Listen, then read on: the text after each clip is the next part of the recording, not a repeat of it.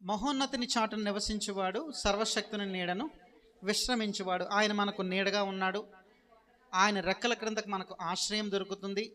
ఆయన పాదాల చెంతకు మనం చేరినప్పుడు దేవుడు విజయం అనుగ్రహిస్తాడు, ఆశీర్వాదం ఇస్తాడు అని నేర్చుకున్నాం.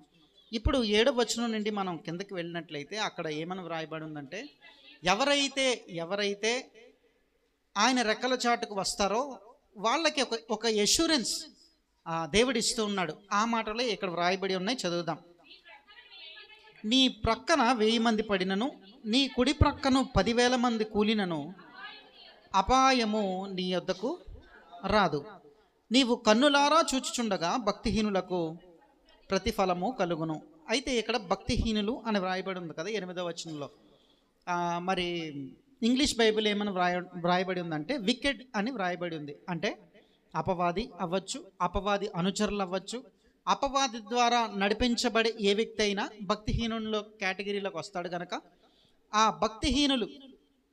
భక్తిహీనులందరూ కూడా మీరు చూచుచుండగానే ప్రతిఫలము చూస్తారు అని వ్రాయబడి ఉంది, లేదా ప్రతిఫలము కలుగును అని వ్రాయబడి ఉంది.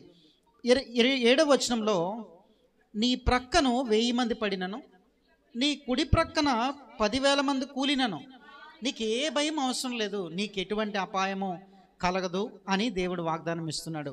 మరి ఇది ఎవరికి లభిస్తుంది, లేకపోతే అటువంటి ఏమంటారు ఎవరికి కలుగుతుంది అది అని అంటే, మహోన్నతిని చాట నివసించే వారికి మాత్రమే ఇది దొరుకుతుంది. ఆయన రెక్కల నీడను ఆశ్రయించిన వారికే ఇది దొరుకుతుంది, అందరికీ దొరకదు. మన పరిసర ప్రాంతాలన్నీ కూడా గజిబిజిగా ఉండొచ్చు, లేకపోతే శ్రమలలో ఉండొచ్చు మన చుట్టూరు ఉన్నవారు, కానీ మనకి ఏ శ్రమ రానివ్వడు, మనకు ఏ అపాయము రానివ్వడు. మనకి దేవుడు నిత్య ఆశీర్వాదములు కురిపించేవాడై ఉన్నాడు కనుక నీ ఇంటిలో ఫలభరితంగా ఉంటుంది. మిగతా వారందరూ కూడా శ్రమ పడుతూ ఉండొచ్చు, కానీ నువ్వు మాత్రం సుఖంగా ఉండగలవు. ఎప్పుడు అనంటే ఆయన నీడను నువ్వు ఆశ్రయించినప్పుడు, ఆయన రెక్కల చాటుకు మనం వెళ్ళినప్పుడు. అర్థమవుతుందా? అయితే 9వ వచనం మనం కిందకి చదివినట్లయితే, యెహోవా నీవే నా ఆశ్రయం అని నీవు మహోన్నతుడైన దేవుని నీకు నివాస స్థలముగా చేసుకొని ఉన్నావు. ఇది బాగా అర్థం చేసుకోవాలి. ఇక్కడ యెహోవా నీవే నా ఆశ్రయము అని ఇక్కడ కీర్తనకారుడు పలకట్లేదు, కానీ ఇక్కడ ఏమంటున్నాడంటే, దేవా నీవే నా ఆశ్రయం అని నీవు మహోన్నతుడైన దేవుని నీకు నివాస స్థలముగా చేసుకుని ఉన్నావు. ఇక్కడ మనం పైన వచనాలు చదివాం కదండి, ఏమని? మహోన్నతిని చాటును నివసించువాడు, సర్వశక్తిని నీడను విశ్రమించువాడు. ఆ విధంగా నువ్వు ఉన్నావు కనుక ఇప్పుడు ప్రభు ఏమంటున్నాడంటే, దేవుడు ఏమంటున్నాడంటే, యెహోవా పలుకుతున్న మాట, నీవు నా ఆశ్రయము అని, నీవు మహోన్నతుడైన దేవుని నీకు నివాస స్థలముగా చేసుకున్నావు గనక నీకు అపాయమేమియో రాదు, ఏ తెగులును నీ గుడారమును సమీపించదు అని వాగ్దానం చేస్తున్నాడు. ఎప్పుడు? నీవు మహోన్నతుడైన దేవునిని నీ నివాస స్థలముగా చేసుకున్నప్పుడు, ఆ దేవునిని నువ్వు నివాస స్థలముగా చేసుకున్నప్పుడు. కేవలం శ్రమలు వచ్చినప్పుడు మాత్రమే ఆయనను నివాస స్థలముగా ఒకవేళ చేసుకుంటున్నావా? ఆలోచన చేయి, అది నీకు మంచిది కాదు. కేవలం మనకి ఆర్థిక సమస్యలు వచ్చినప్పుడు మాత్రమే దేవుని పాదాల చెంతకు వస్తున్నామా? అది మనకు మంచిది కాదు. కేవలం మనకి వ్యాధి వచ్చినప్పుడో, లేకపోతే బాధ వచ్చినప్పుడో, లేకపోతే ఇంట్లో గొడవలు అవుతున్నప్పుడు మాత్రమే నువ్వు దేవుని సన్నిధికి వచ్చి మొరపెడుతున్నావా? అది మనకు మంచిది కాదు. ఎప్పుడూ కూడా ఆ మహోన్నతుని మన నివాస స్థలముగా మనం చేసుకున్నప్పుడు అంట దేవుడు అంటున్నాడు, వాగ్దానం ఇస్తున్నాడు, నీకు ఏ అపాయము రాదు, ఏ తెగులును నీ గుడారమును సమీపించదు అని వాగ్దానం చేస్తున్నాడు. ఒక వ్యక్తి ఉన్నాడంట, ఒక ధనవంతుడు ఉన్నాడు. ఆ ధనవంతుని చుట్టూరు అనేక మంది ధనవంతులు ఉన్నారు. వాళ్ళందరూ కూడా ఒకరి తర్వాత ఒకరు చనిపోతున్నారంట. కనీసం వారానికి ఒకరు చనిపోతున్నారంట. తన స్నేహితులు కావచ్చు, తన పొరుగువారు కావచ్చు, ఇరుగు పొరుగు వారిలో ఒక్కొక్కరుగా వికెట్స్ పడిపోతుంటే ఆయనకి వేదన అనిపిస్తుందంట. కనీసం వారానికి ఒక్కసారైనా ఆ శ్మశానం దగ్గరికి వెళ్ళి రావడం, ఏంటిది, ఒకవేళ నాకే ఇలాంటి పరిస్థితి వస్తే ఏంటి నా పరిస్థితి, ఎలా ఉంటుంది నా కుటుంబ పరిస్థితి, నేను ఒకవేళ మరణిస్తే నేను ఎక్కడికి వెళ్తాను అనే ఆలోచన ఆయన కలిగి ఒకరోజు దాదాపుగా ఒక 4-5 ఫ్రెండ్స్ చనిపోయారంట. వరుసగా 4-5 వారాల్లో ఒక 5 చనిపోయేటప్పటికి ఆయనకి చాలా వేదన అనిపించేసింది. ఇక నెక్స్ట్ నేనేనా అనే క్వశ్చన్ మార్క్ ఆయనకు వచ్చేసి ఆయన శ్మశానం నుండి ఆ సమాధుల దగ్గర నుండి తిరిగి నడుచుకుంటూ వస్తున్నప్పుడు ఆలోచిస్తున్నాడంట. అయితే ఈయన ఇంటి దగ్గర లేనప్పుడు ఒక వ్యక్తి కరపత్రం ఒకటి కిటికీ దగ్గర పెట్టి వెళ్ళిపోయాడంట. ఆ కరపత్రం అంటే ఇంటికి వచ్చేటప్పటికల్లా ఆ కిటికీ దగ్గర డోర్ పక్కన కిటికీ ఉంది. ఆ కిటికీ దగ్గర చూస్తే ఒక కాగితం గాలికి కొట్టుకుంటుంటే తీసి చదివాడంట. అక్కడ ఏమని వ్రాయబడి ఉందంటే, ఈ 9వ వచనమే రాయబడి ఉంది. నీవే నా ఆశ్రయం అని నీవు మహోన్నతుడైన దేవునికి నువ్వు నివాస స్థలముగా చేసుకున్నావు కనుక నీకు ఏ అపాయమును రాదు, ఏ తెగులును నీ గుడారమును సమీపించదు అని ఆ మాటలు పెద్ద హెడ్లైన్స్తో ఆ పాంప్లెట్లోని హెడ్డింగ్ అదే ఉందంట. అది చదివేటప్పటికంట ఈయన చాలా ఏమంటాడు ప్రశాంతమైన వాతావరణంలోకి వెళ్ళిపోయాడంట. అప్పటి వరకు ఎంతో టెన్షన్, నా బ్రతుకు ఏమైపోతుంది, నేను చనిపోతే నా పరిస్థితి ఏంటి అని ఆలోచించిన వ్యక్తికి ప్రశాంతత లభించింది. ఎప్పుడు అనంటే దేవుని వాక్యము ఆయన ఎదుటికి వచ్చినప్పుడు, ఆయన ముందుకు వచ్చినప్పుడు. దేవుని వాక్యము మన ఎదురుగానే ఉంది, మన చేతిలోనే ఉంది, ఇంట్లో మన బల్ల మీదే ఉంది. ఆయన వాక్యము మనకు చాలా దగ్గరగా ఉంది ఆయన వాక్యము. కానీ అది మన మనస్సులోనికి వెళ్ళట్లేదు. ఇంకా ఏం అడ్డుందో నాకైతే తెలియదు, కానీ దేవుని వాక్యము మన హృదయంలోనికి వెళ్ళడం లేదు. దేవుని యొక్క వాక్యము మన హృదయంలోనికి వెళ్ళనివ్వట్లేదు. ఏది ఆపేస్తుందో ఒకసారి మీరు ఆలోచన చేయాలి ప్రియులారా. దేవుడు మనకు చాలా దగ్గరగా ఉన్నాడు, మనకు చాలా సమీపంగా ఉన్నాడు. ఆయన వాక్కుతో ప్రతిరోజు మనతో మాట్లాడుతున్నాడు ఏదో విధంగా. ఒకప్పుడు టీవీల్లో మాత్రమే వచ్చేది, ఇప్పుడు డైరెక్ట్ మొబైల్ ఫోన్స్లో కూడా దేవుని వాక్యం వచ్చేసింది. కానీ షార్ట్స్ చూసే ఖాళీ మనకు ఉండొచ్చు, కానీ వాక్యము వినే ఖాళీ మనకి లేకపోతుందేమో. ఈ మాట నేను అంటున్నాను, మీరు జాగ్రత్తగా వినండి. అది కరెక్టో కాదో మీరు ఒకసారి ఆలోచిస్తారని నేను చెప్తున్నాను. ప్రతిరోజు జరిగేవే మీకు అర్థమయ్యే రీతిగానే నేను చెప్తున్నాను. దేవుని యొక్క వాక్కును మనం వినడానికి మన చెవులు మందమైపోయాయి. ఆయన వాక్యము మన హృదయంలోనికి వెళ్ళడం లేదు ప్రియులారా. కిందకి చదువుదాం. 10వ వచనం నుండి, నీకు అపాయమేమీ రాదు, ఏ తెగులును నీ గుడారమును సమీపించదు, నీ మార్గములన్నిటిలో నిన్ను కాపాడుటకు ఆయన నిన్ను గూర్చి తన దూతలకు ఆజ్ఞాపించును. ఆయన తన దూతలకు ఆజ్ఞాపిస్తాడంట. ఏమని? ఇదిగో నా బిడ్డ, 6వ వచనం చదువుతారా? అదే, చీకటిలో సంచరించు తెగులునకైనను నువ్వు భయపడకుందువు అని ఆ మాట చెప్పిన దేవుడే ఇక్కడ ఏమంటున్నాడంటే, ఆయన నిన్ను గూర్చి తన దేవదూతలకు ఆజ్ఞాపిస్తాడంట.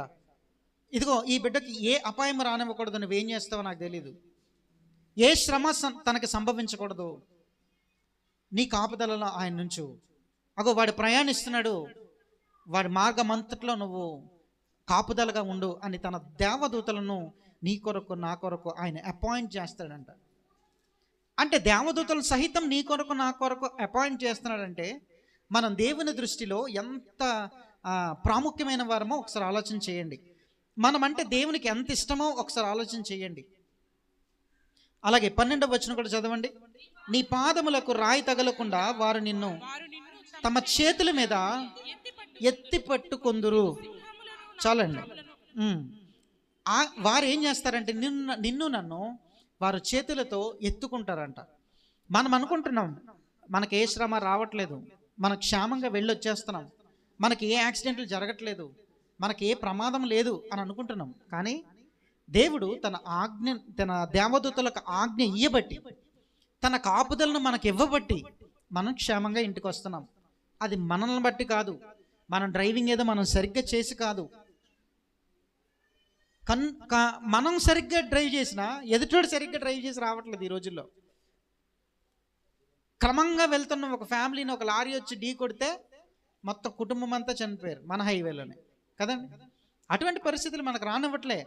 మనము క్షేమంగా వెళ్తున్నాం. మనం వెళ్తున్నప్పుడు అటువైపు నుండి వచ్చే వాళ్ళు కూడా క్షేమంగా వచ్చేలాగా దేవుడు చూస్తూ ఉన్నాడు. దేవుడు తన కాపుదలను మనకిస్తూ ఉన్నాడు అని ఆలోచన చేద్దాం. 14 నుండి 16 వచనాలు కూడా ఒకసారి చివరిగా చదివి మనం ముగించుకుందాం. చదువుదాం.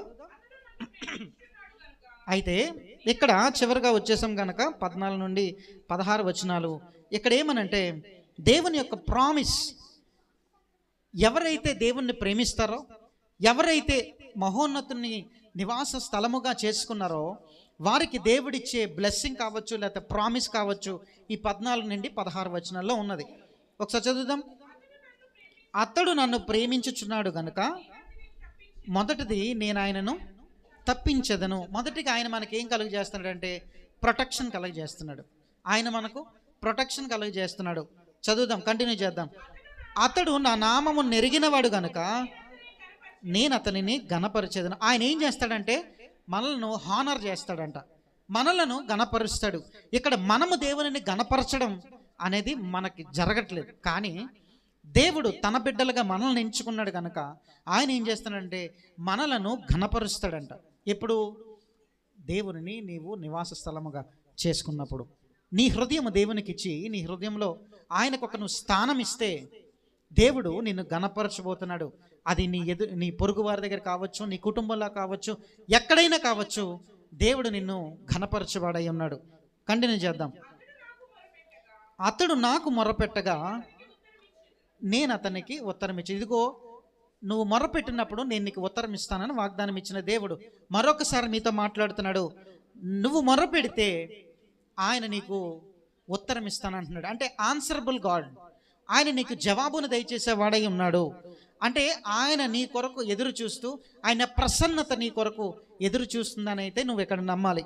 శ్రమలో నేను అతనికి తోడై అతనిని విడిపించి గొప్ప చేసేదను. నిన్ను గొప్ప చేస్తాడంట. నిన్ను గణపరచడమే కాకుండా నిన్ను అనేకులలో గొప్పవాడిగా, గొప్పదానిగా నిలబెట్టేవాడై ఉన్నాడు. అటువంటి మహోన్నతుడైన దేవునిని మనం కలిగి ఉన్నాం ప్రియులారా. కిందకి చదువుదాం.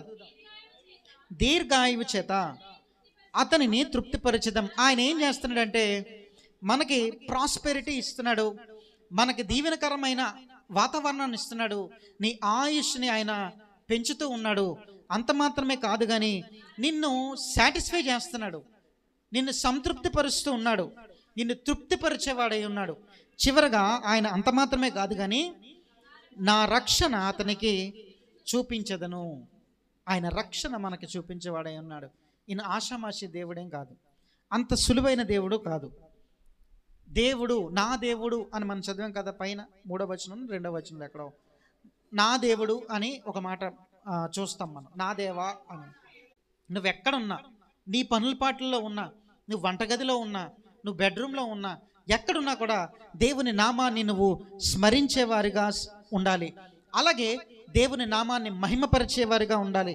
అలాగే అనేకులతో దేవుని గురించి సంభాషించేవారిగా మనం ఉండాలి. చివరిగా దేవునికి ఇచ్చేవారిగా ఉండాలి. దేవునికి ఏంటమ్మా చెప్పండి? దేవునికి ఇచ్చేవారిగా ఉండాలి. ఏమి ఇవ్వాలి? మన హృదయములను దేవునికి ఇవ్వాలి, సమయాన్ని దేవునికి ఇవ్వాలి, మన ఆరోగ్యం దేవునికి ఇవ్వాలి, అన్ని దేవునికి ఇవ్వాలి మనం. అంత మాత్రమే కాదు, మన అర్పణలు కూడా తిరిగి దేవునికి మనం చెల్లించాలి. అర్పణలు సహితం నీ ప్రథమ ఫలాలు దగ్గర నుండి సమస్తమును దేవుని కొరకు నువ్వు ఇచ్చినట్లయితే బహుగా దేవుడు నిన్ను ఆశీర్వదిస్తాను అంటున్నాడు. దేవునికి ఇచ్చే విషయంలో మనం కొరచుగా ఉండకూడదు. ఆయన నమ్మదగినవాడు.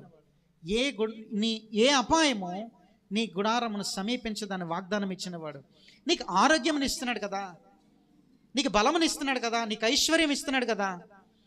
ఆయన గురించి ఇవ్వడానికి ఏమైంది? నీకు నీ సమయాన్ని ఆయన కొరకు వెచ్చించడానికి ఏమైంది? నీకు బలం ఉన్నప్పుడు కాదా నువ్వు వచ్చేది? బలహీనత ఉన్నప్పుడు కుంటుకుంటా నడుచుకుంటా మెల్లగా అవతల యువతల ఒక ఇద్దరు మనుషులు నిన్ను పట్టుకొని ఇక్కడ తీసుకొని వస్తే కూర్చొని ప్రభా నన్ను దీవించు, ప్రభా నన్ను స్వస్థపరచు అని దేవుణ్ణి అడిగి మళ్ళీ బలం వచ్చిన తర్వాత పొలంకి వెళ్ళిపోవడానిక మనం? అది కాదు దేవుడు మన దగ్గర నుండి ఎక్స్పెక్ట్ చేస్తుంది. మన పూర్ణ బలము, పూర్ణ శక్తితో దేవునిని ఆరాధించేవారుగా ఉండాలి, దేవునిని స్తుతించేవారుగా ఉండాలి, దేవునిని మహిమపరిచేవారుగా ఉండాలి. హల్లెలూయా, హల్లెలూయా. దేవుడు మనందరితో కూడా మాట్లాడుతున్నాడు. ఆయన రెక్కల చాటును మనం దాగినప్పుడు, ఆయన చాటుకు మనం వెళ్ళినప్పుడు దేవుడు మనల్ని ఘనపరుస్తానన్నాడు, మనల్ని గొప్ప చేస్తానన్నాడు. ఎందరైతే గొప్ప చేయబడాలనుకుంటున్నారో, ఎవరైతే ఘనపరచబడాలనుకుంటున్నారో, ఎవరైతే ఐశ్వర్యవంతులుగా ఉండాలనుకుంటున్నారో, ఈ 2026 సంవత్సరంలో దేవుడు తన వాగ్దానంతో నాతో మాట్లాడాలి అని ఎవరైతే ఉద్దేశిస్తున్నారో మీరందరూ ఆలోచన కలిగి ఉండండి. అట్టి ప్రేరేపణతో దేవుడు మనందరిని కూడా నడిపించి ఆశీర్వదించును గాక.